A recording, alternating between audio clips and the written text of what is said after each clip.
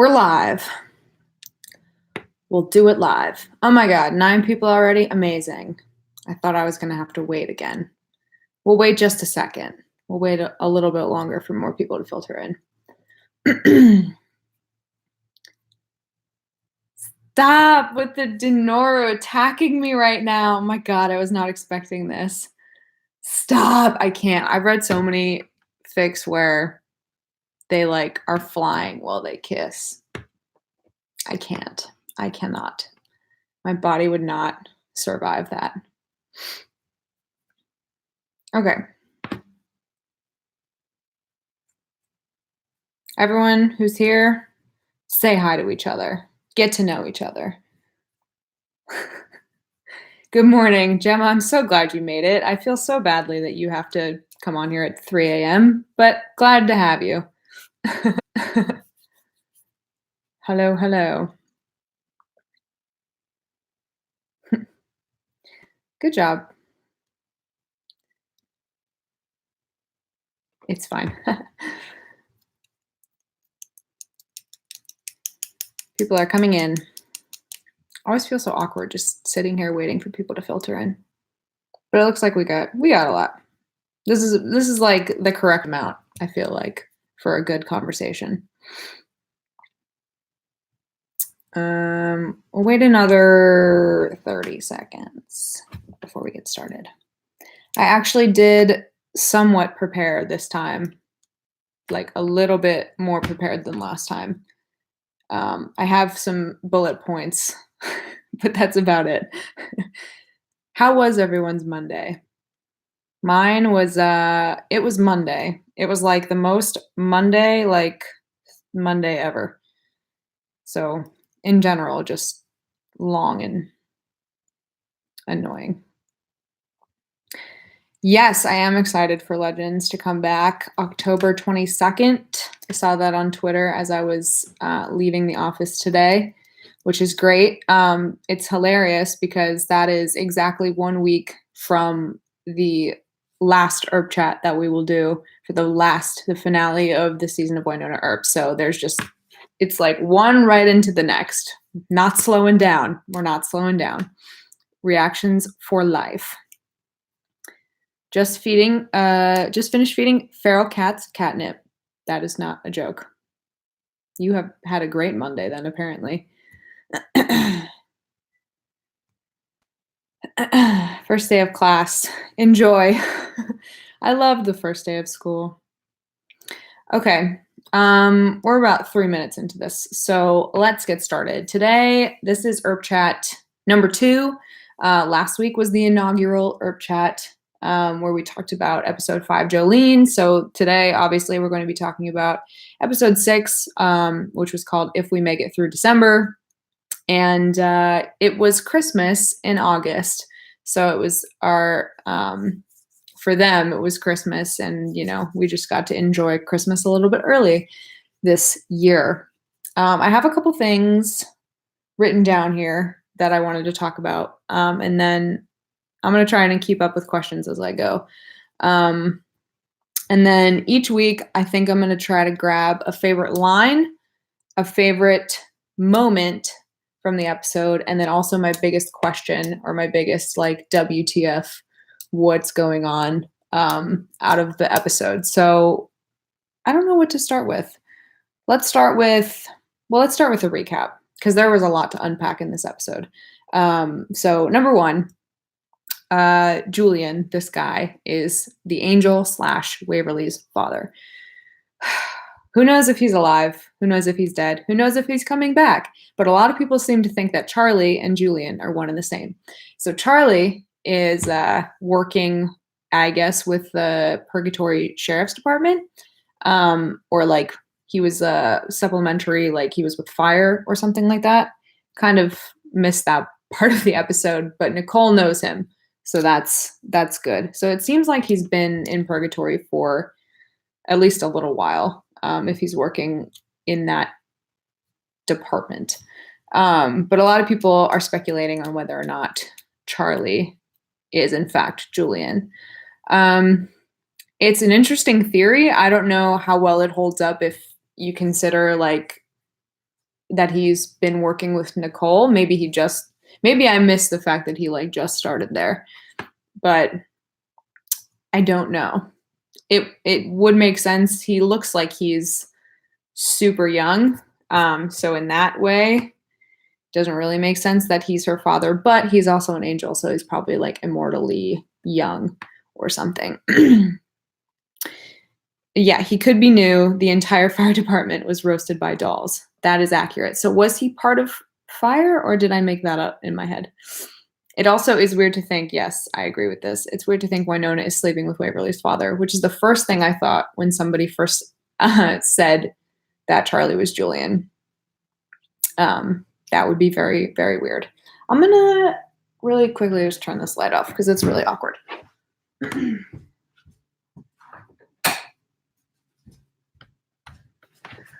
Okay, we're back. So yeah, thoughts on Julian. Maybe I'll open up after each part of each bullet point. I'll open up for reactions and thoughts. I really don't think that he's her father. I don't think Emily would do that. You know, I kind of agree. I kind of wonder why he was brought into the group to begin with, if not for him being important in some way. But I don't necessarily think that means that he's Waverly's father. Fire services. Okay, there you go. So he wasn't in the fire department. He was fire services.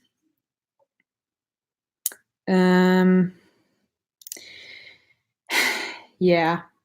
I don't know. Everything around Julian is weird. How Mama keeps avoiding talking about him. How she never went to look for him. How she pulls Bobo out from the well. Yes. Doesn't want them to meet. Yes. All very strange, but Mama has always done things for very weird reasons. So it's not out of character. It's kind of convenient timing that he shows up right at Lily's father. I agree. I think that's probably why a lot of people think that Charlie and Julian are the same person. I feel like they needed someone to replace Doll's spot on the team. I thought that too, but I kind of thought that was like Robin. They brought on two people almost like simultaneously in Robin and Charlie. So I think, like I said in my reaction, the team suddenly just got like bigger as opposed to a few episodes ago when it was getting smaller. I really want to see Julian come to Purgatory. If he's already there, I want to meet him. If he ends up showing up, I really want to see who he is. Angel, he's an angel. So that's really cool. I think he would be an interesting character. Okay. Moving on. I wrote down that it was Christmas. That was fun. It was definitely an interesting change of pace having a Christmas episode in the middle of, well, not the middle of, but the end of August. Isn't Kate replacing dolls on the show, not team-wise? Yeah, especially, that's a good point. Replacing a POC with a white guy, especially when they've been criticized. Yeah, Kate isn't as strong of a character as Dolls was yet. If they turned her into a more like part of the team and a stronger character, then I would say that would actually make more sense, replacing one POC character with another, as opposed to, like you said, bringing in two white guys.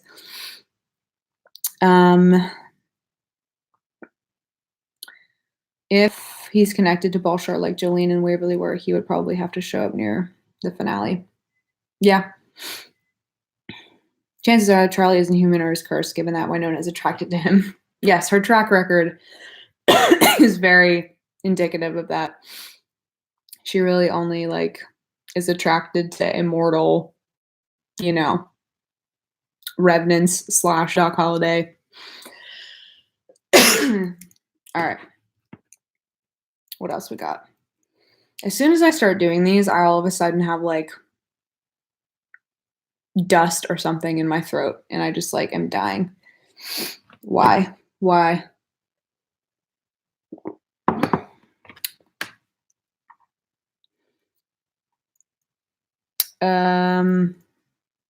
Charlie might be connected to Black Badge somehow. He reminded me of that other character that just came on like 3 episodes ago who was friends with dolls. I thought like at first I thought they were the same person and I was very confused. Don't die. I'm trying. I really am. No promises. So finally, Nedley retires and makes Nicole the sheriff, which we've all seen coming. It definitely wasn't a huge surprise, but it's still really satisfying to finally have her been given her due. I don't know if that means that Nedley is leaving the show. I really hope not, because, you know, Sheriff Dad, but he's not Sheriff Dad anymore. Now Nicole is Sheriff Dad, if you know what I mean. Nedley likes Pretty Little Liars, yes. In canon, Nedley watches Pretty Little Liars, which I thought was hilarious. But I think Nicole deserves to be sheriff, and I want to see like what she's gonna do to like. She'll probably hire like a bunch of female officers now. She'll definitely like feminist up the Purgatory PD. Space Dad and Sheriff Dad are leaving. And Space Grandpa is also leaving, or, you know, isn't there anymore. I hope Nedley is Mama's love interest. Oh, I do ship that, actually. They were really cute when she was in the cell and she called him Randy, which is adorable. Emily said he has an important storyline coming up. Cool. Keep him in. We like him. Yeah. Everyone is saying that was really sad to see Nedley kind of given up. Which, you know, totally understandable. I feel like he deserves retirement, you know? Like, he just wants to retire on a nice beach somewhere where he doesn't have to deal with any demons and leave the demon hunting to the youngins and the professionals. I think he deserves a little bit of rest. Okay, so Sheriff Nicole covered. Robin and Jeremy. Let's talk about Robin and Jeremy for just a hot second, because it's just a welcome surprise to see like a flirty and fun, young, gay, male, like romance happening. And Jeremy deserves it because he's gone through some shit, truly. But I love Robin's character, and especially when he was taken into like the weird beekeeping unit of Balar. He was so like protective of little Tim and like super heroic and brave in like a way that I wasn't really expecting when he was first introduced, because he was definitely first portrayed as being a little bit like nervous and like kind of like quirky. But we got to see that there's another side of him that's like pretty smooth, like definitely very, very smooth, like, you know, leading up to the kiss. It's very smooth. That's all I have to say about that. Is Robin going to turn into a tree? That's another thing, is that he drank the stuff with the seed. So maybe he's going to turn into a tree. Like, I hope he doesn't, or if he does, then we find a quick way to save him. They're a cute couple. They're so cute. Also, I don't know what their ship name is yet. I've heard a couple different variations. Roberamy. It's a little bit of a mouthful. And we don't know. I actually don't even know. Jeremy's last name was said a couple times a few episodes ago, but I don't know what it is. Can't remember. Jeremy deserves all the good things. I really think that he is going to turn into a tree. I'm going to be honest. Like, I think that he's going to turn into a tree, and then they're going to find a way to reverse the tree process whenever they defeat Balshar. Or maybe when they defeat Balshar is like when the, spell is broken or whatever, and all the tree people will turn back into people. Robin was coughing up gunk before the branch slash vine even snagged him. That's true. And I forgot about that when he like coughed up the dirt when he was talking to Jeremy in the lab. So maybe he seems to have like an affinity and like a relation to these trees like from the beginning, because the first time we saw him was when he discovered the murder tree. So maybe he like already was a tree. Jet tree. That's really cute because he's a tree, or he will be a tree, or he was always a tree. Who knows? However, we never saw him eat the seed. Yeah, he just had like the kale juice all over his mouth. Super gross. Oh,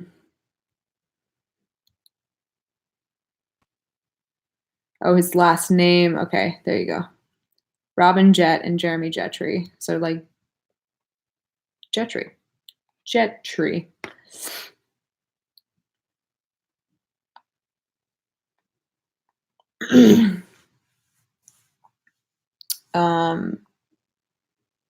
He did put the blood from the tree in his mouth, which I would strongly advise anyone who's in the middle of the woods, when you see something on a tree that doesn't look normal, don't put it in your mouth. Don't put it in your mouth. Just don't do it.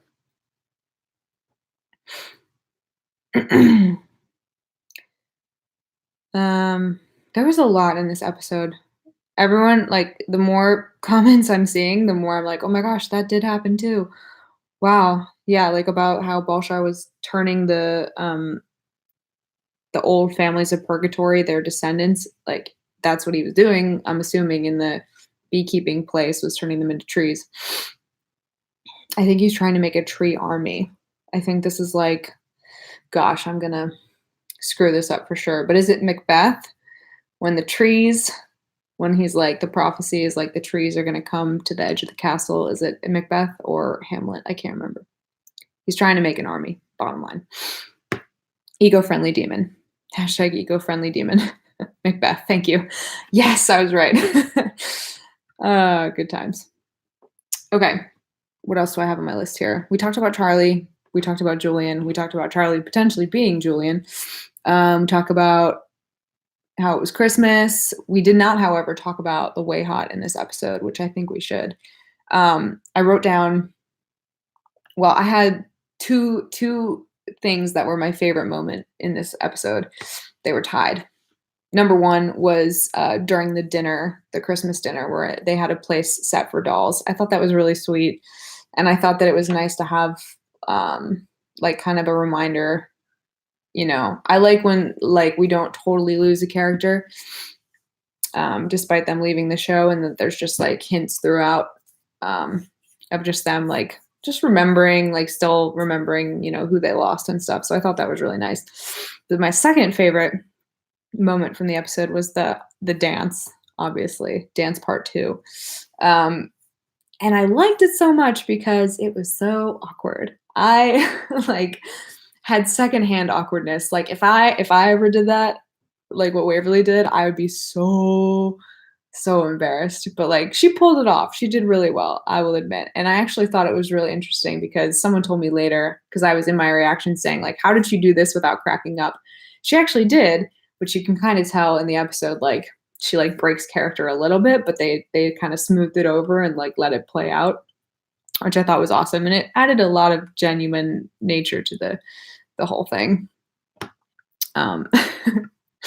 It was just, I swear to God, I had such bad secondhand awkwardness. Do you ever get that? Like when you're watching TV or a movie and someone does something and you're like cringy because it's just, oh my God, just imagining like yourself doing something like that. It's just secondhand embarrassment. But it was really cute. And, it's nice that I, could watch that from the safety of my home. Because I was just like, if I had watched that with other people, I think I would have just been blushing tremendously. Okay, gotta catch up on these comments. Now that we have talked about dolls a little bit, I think I got ahead of myself. Gotta leave time, I gotta leave time for everyone to comment and respond to everything I'm saying because that's how these things work or something. I don't really know. I'm just winging it. Okay, it sounded like the old families had to deal with Balshar and they used Y to get out of it. That's why Balshar talks about betrayal. Yeah, I think he's like back to take revenge on the people that stuffed him in a coffin in the ground. He's probably not too happy about that. People talked about it being a joke about him destroying family trees by turning them into trees. Maybe Balshar just has a really gross, odd sense of humor. On to dolls. It's so nice that they aren't just acting like he never existed. Totally agree. I hope they continue. I hope they bring back his relevance in a really big way, like in the finale or something, just like as like a salute to him. Way hot was way hot. That scene. Yeah, it was. It really was. Like, don't get me wrong. I'm just like, I get embarrassed by that sort of thing. I don't know why. Like, even the cheerleading scene, I was like, oh, that was really, really, really great. And I loved it. But I also like had a little bit of like, blush going. The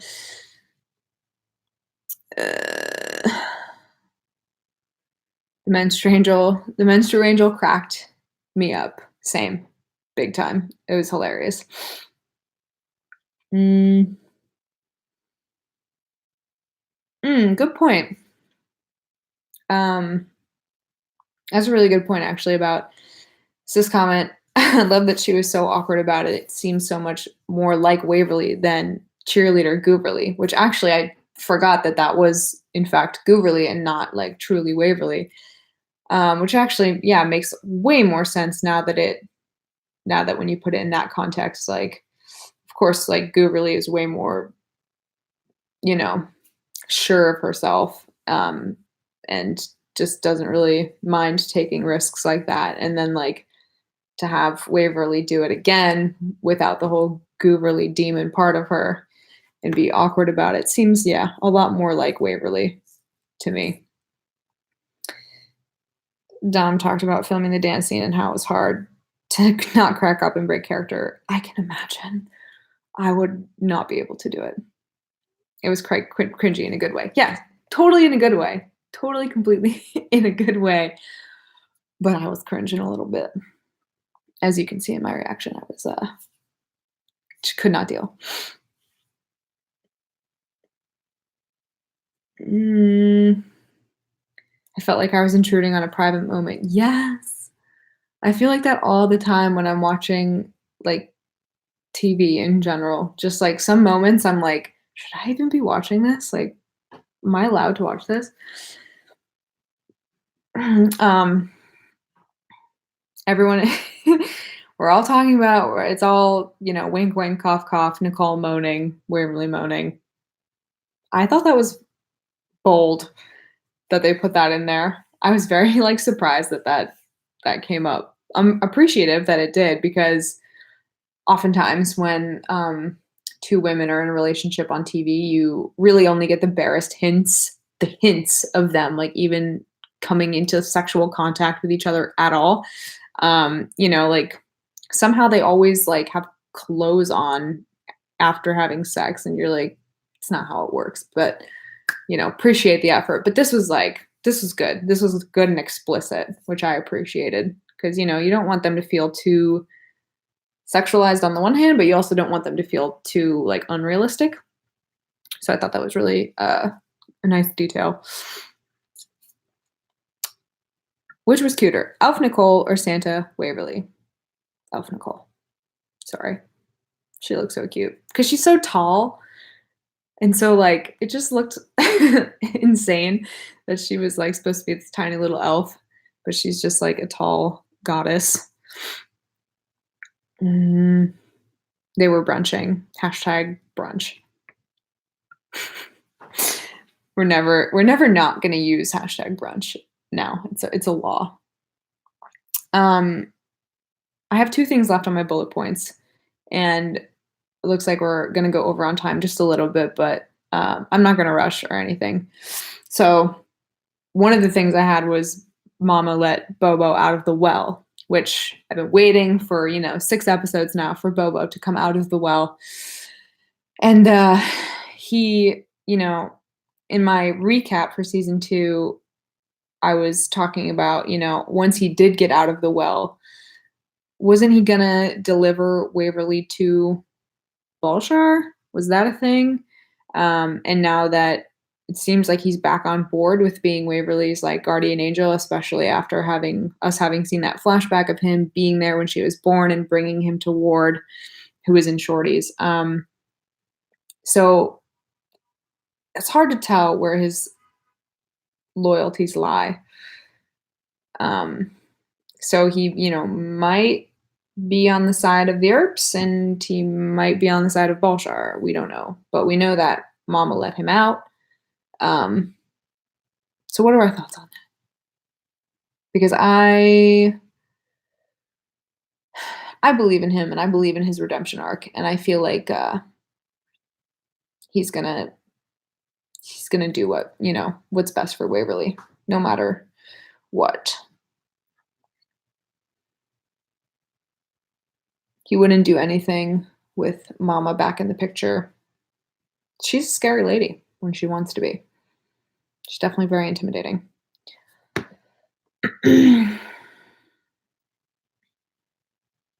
Being stuck down a well might change my loyalty. Yes, that's a good point. Especially if that person that put you in the well is still a current member of the team that you'll, potentially be fighting for or against. It's a great, great point. He was down there for a long time, especially in December. Oh my God, you're in a well in the middle of December. Bobo has betrayed before. Yes. That's why I never know. I never know if I should trust him. Sometimes he just shows up and does a good thing, but, normally you got to be wary of his motives. I think it was bold. I want to trust Bobo, but it's hard with his complicated history. Yeah. Do you think Mama let him out just to get answers about Julian, or do you think she's planning something else with him? I think both. I think that Mama's not going to do anything with just one motive. She's just a very complicated person and character. And I think that she probably, now that Waverly has brought up Julian, is probably starting to pique her interest a little bit on finding him and finding answers about him. But I also think she might have pulled him out of the well to like use her or use him for her own benefit in some way, like maybe against Balshar. I think she knows that. I think it's all connected. Like, I think Bobo has something to do with Balshar, has something to do with Mama. And it's like I think she might think that he would probably be worth having around.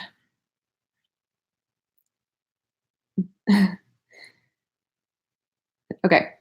I'm going to move on because there's one thing, and I said in the beginning of this that I was going to have a favorite moment, a favorite line, which I haven't told you, which I will tell you now. My favorite line from the episode had to have been, how could you not pick this one? Merry Christmas, you filthy animal. It's like such a great cultural reference that, mostly everybody knows, and Home Alone is one of my favorite movies. So that was great. Loved it. And also, like, after she said that, did she not also reference Fargo? Or was I mistaken? I couldn't really, because, the shooting guns. I couldn't really hear what she said. But Merry Christmas, filthy animal is just one of the greatest lines of all time, ever in any movie. So that was my favorite line from the episode. We're talking a lot about cat fights in the comments right now. Yes, Home Alone. Yeah. Jen, of course you like Home Alone because we like a lot of the same things. I hope the cats are okay too. Oh my God. There was a cat fight, apparently. Yeah, okay, so Grace brings up Vamp Doc, which is the last thing I had to talk about, which was my biggest question coming out of this episode was Vampire Doc Holiday. I mean, number one, who the F saw that one coming? I certainly did not. Maybe I did just like a tiny little bit, like during the first episode when Contessa like showed up in the midst of all the vampires, and like when there's vampires, there's people being turned into vampires. You kind of can't get away from that fact. So maybe some part of me thought that somebody was going to be a vampire, but I didn't expect Doc to become one willingly. Um, it's really confusing motives, and I was surprised that Doc still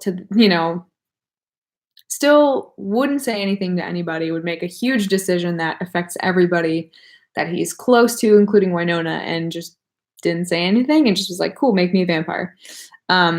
It was a twist, but not surprising, says Samantha. I agree. Definitely, like, you have to think if there's vampires in a show that somebody at some point is going to turn into one. But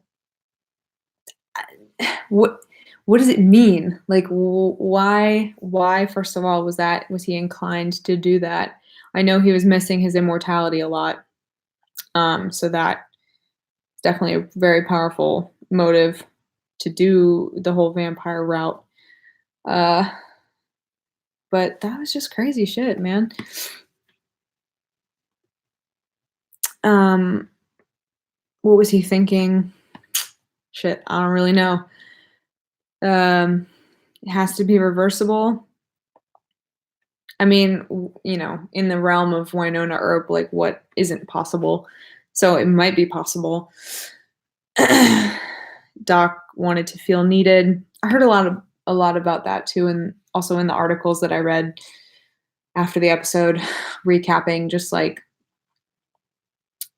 him wanting to be needed by people, and most of all wanting to be needed by Winona. It might have just been a slight at her, maybe to like get back at her in some sort of way, becoming immortal. But still, I don't think it was a very good decision, Doc. I don't know if that was a good idea. Yeah, I think Max, you definitely hit the nail on the head. I think that he did it to get his immortality back. He's still scared about going back to hell like he did last season. That's probably the biggest reason why. And also that in the moment he was feeling rejected in a weird way by Winona, and just kind of like said, what the hell? Yeah, nobody wants to go to hell. So in that way, I kind of understand it, but it's a big decision to make without consulting people in your life. Oh, God, break my heart. It's the saddest thing I've ever heard. Samantha, damn. But Doc needed to realize that being a vampire means he has to watch everyone he loves die, including Alice. Did not think about that. Including Winona, including everybody. Okay, so now we definitely have to reverse that. Hands down, absolutely. Remember that Doc is supposed to still have tuberculosis.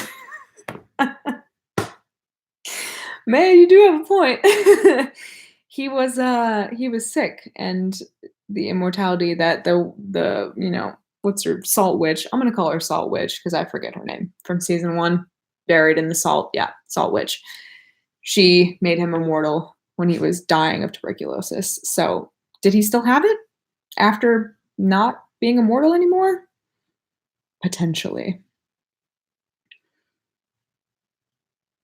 It's a consequence he didn't think of when he made that choice. I don't think he thought at all. I think he was just like feeling rejected and feeling unwanted, and was really still afraid of going to hell, and he just made a split-second decision that he's probably going to end up regretting. Constance, thank you. Stone Witch. I called her Salt Witch, which I like a little bit more because she was a salty bitch for sure. I've covered everything that I wanted to cover. This episode was loaded, like seriously loaded with stuff. And now there's a lot more up in the air about what's going to happen for the rest of the season, because we have Balshar and Doc's a vampire and Nicole's the sheriff and Waverly's an angel and Julian is alive, or is he dead? We don't know. Who is he? Who's Charlie? Robin and Jeremy. Will they remain? I hope so. But it was a loaded episode, but I also didn't feel like it was too crowded with stuff. Like Wynonna Earp has always felt like it wasn't ever trying too hard to do too much because somehow they always just make it work. Like it never feels like too much. It always just feels like the right amount of crazy, the right amount of just absolute absurdity. And it was easy to digest, even though I still have a lot of questions. But we are now at 35 minutes. So did I see the sneak peek? I did not. I'm going to do my best to not watch anything spoilery for shows anymore, just because I don't really like going into reactions knowing like full scenes of stuff and what's going to happen. Favorite moment. Yeah, everybody think about your favorite moments for the next one, because I'm going to try to do favorite moment for each episode. Wynonna high-fiving herself. Oh, you know what? I had another favorite moment. When Jeremy said to them that the blood that they found was pig's blood, and Wynonna was just like, I've seen Carrie, I know what's up. That was hilarious. I died.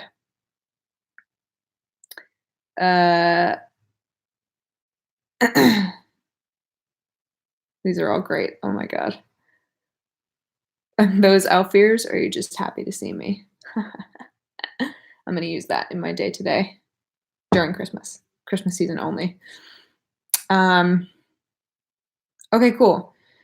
So last week I asked for feedback. I'm probably going to do that this week again. I got some good notes, and somehow these always just reactions and anything I do in for YouTube is always like, they always just sneak up on me, and somehow I never have enough time to prepare. So I'm going to do my very best to keep improving these as we go. It might not be the best thing ever all at once, but I'm going to try to keep improving each time we do EarpChat. So I hope you guys enjoyed EarpChat number 2. We actually had quite a few more people than last week filtering in and out. So that was cool. And like, I'm just happy to be able to hang out with you guys and talk about the episode. So there's a lot still left to talk about with this episode, I realize, but we're going on a little long now. So next week, I will see you guys back here in the live stream after episode 7, which I don't know the name of it off the top of my head, but I'm sure it'll be great, as each episodes are just fantastic, even more better. They're just better than the last every single week. So thanks for the lovely comments, and I will see you guys next week.